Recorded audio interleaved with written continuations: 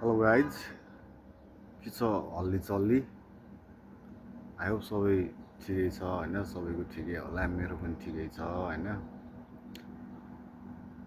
आज सानो कुरा होइन सानो कुरा होइन यो एकदम इम्पोर्टेन्ट कुरा नै हो होइन म नेपालमा हुँदाखेरि म धेरै यस्तो कुराहरूमा होइन राजनीतिक कुराहरूमा पनि म धेरै चासो लिने मान्छे हो पर्सनल्ली होइन किन भन्दाखेरि म पोलिटिकल ब्याकग्राउन्डबाट नै आएको हो होइन त्यही भएर पोलिटिक्समा हल्का चासो हुन्छ होइन अनि अहिले चाहिँ अब के भन्दाखेरि नेपालमा होइन भदौ 23-24को आन्दोलन पछाडि गभर्मेन्ट चेन्ज भयो नयाँ गभर्मेन्ट आयो होइन चुनाव भयो होइन नयाँ सरकार गठन भयो होइन बालन शाह र रवि लामी छानेको होइन जुन चेन्जेसहरू भयो होइन राम्रो हो होइन राम्रो नै गरिरहेछ अहिलेसम्म चाहिँ मलाई चाहिँ पर्सनल्ली राम्रो लागिरहेछ होइन उसले अरू मान्छेहरूले होइन अरू पार्टीको कार्यकर्ताहरूले के भन्छ भन्दैन होइन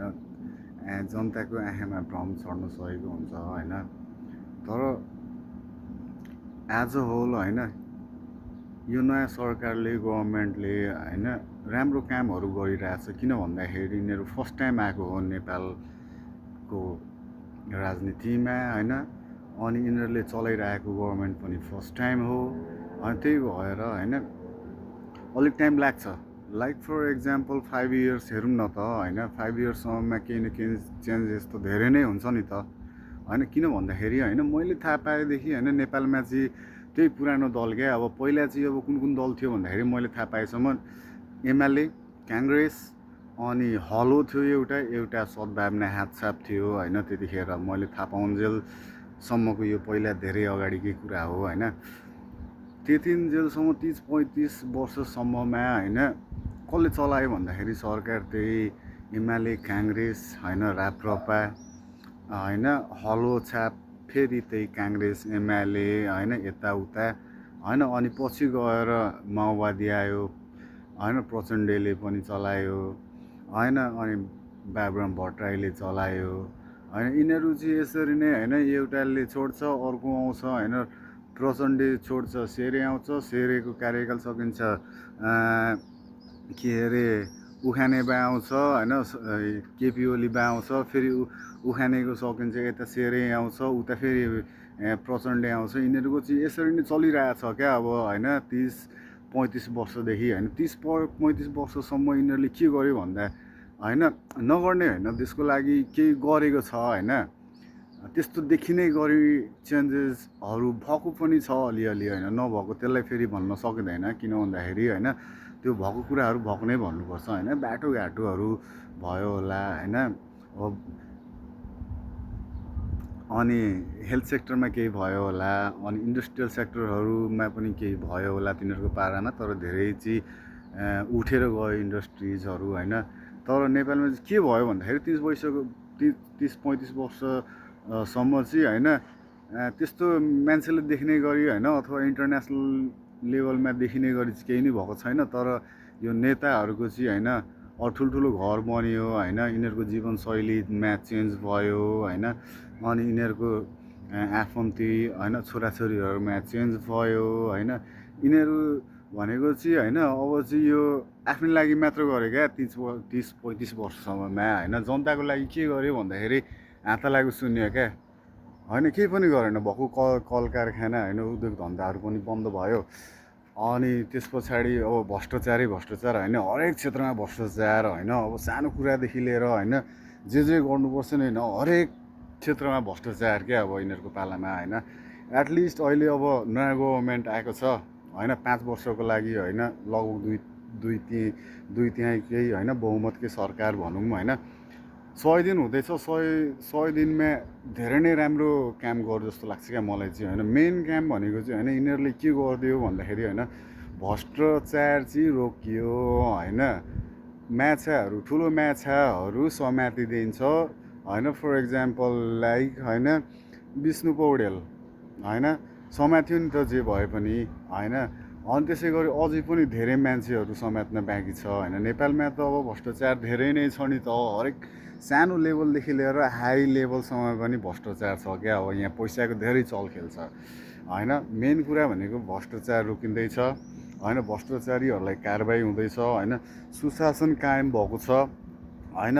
अनि कतिपय कुराहरू डिजिटलाइज गरेको छ नेपाल सरकारले होइन। अनि सुकुम्बासी समस्या हल गर्न खोजिरहेको छ होइन। बिस्तारै यो समस्या पनि हल होला होइन, अभियसली हुन्छ होइन। अहिले कति ठाउँबाट होइन, काठमाडौँमा कति ठाउँमा उठाएको सुकुम्बासीहरू होइन।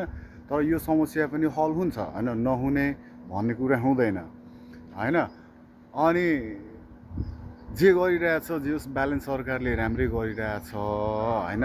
अनि अब नयाँ मन्त्रालय पनि थपियो जुन चाहिँ हाम्रो डाक्टर महावीर पुन्ची मन्त्री हुनुहुन्छ होइन, विज्ञान प्रविधिको समथिङ।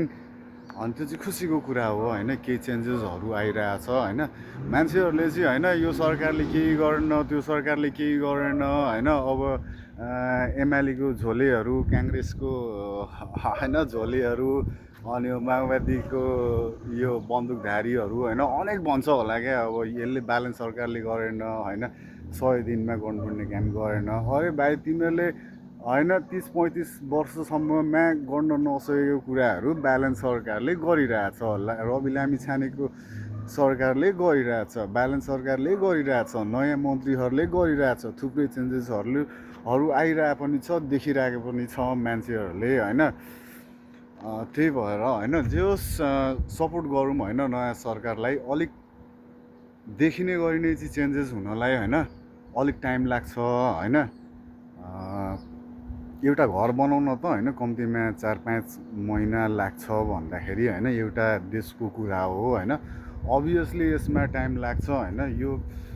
यो नेतृत्वलाई एटलिस्ट कम्तीमा होइन 5 वर्ष ढुक्कसँगले चलाउन दियो भने चाहिँ होइन अनि ल है यो सरकारले गरेछ भनेर चाहिँ देख्न सकिन्छ। अहिले चाहिँ यिनीहरू चाहिँ इनिसियल फेजमै छ नि त, गरिरहेछ होइन। जुन चाहिँ अब मान्छेले देखेको छैन होला होइन, तर गरिरहेछ क्या अब होइन। जुन चाहिँ अभियसली फ्युचरमा गएर चाहिँ यो कुराहरू चाहिँ देखिन्छ होइन। त्यही भएर होइन नयाँ सरकारलाई सपोर्ट गरौँ होइन।